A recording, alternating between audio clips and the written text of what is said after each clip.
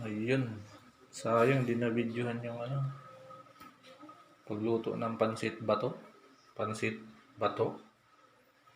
So, hindi po yung tanong. Yun talaga yung pansit sa Bicol.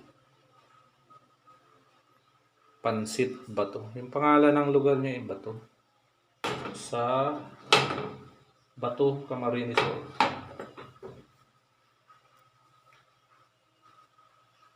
So, yan mga lods. Pansit bato. So, paano niluluto to be? Pansit bato. Gisa muna yung sibuyas, bawang, carrots, tapos hipon, mga gulay gisahin, tapos pagkagisa, lagyan konting tubig, ilubog na yung pansit. So itong tapos timpla, chicharon, gusto mo lagyan. Ito pa lang pansit bato, ito yung kinikilo, yung dinadapot.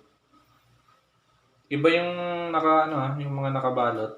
Merong pansit batong nakabalot. Ito talaga yung pinaka-tradisyon. Yan So na to timplado na yung pansit na to. Kaya malasa to Malasa to dun sa nakabalot. Yung nakabalot, malalapad yun. Ito, yan Yan talaga yung original na pansit bato. Kinikilo lang siya. So dinadakot to, kinikilo. Kano na kilo ngayon? 60. So mura. So kain tayo guys. So masarap to, malasa. Totoo, hindi honest review, masarap ang pansit bato. Okay.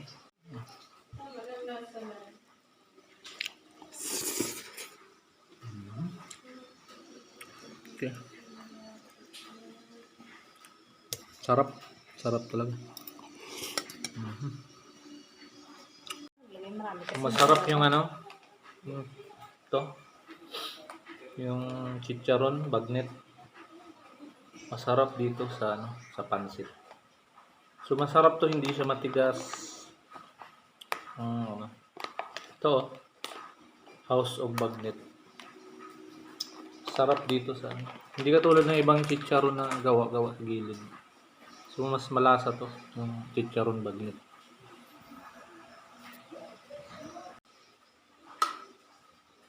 Thank you. Simpleng lang video. Hindi na videohan yung pagluto.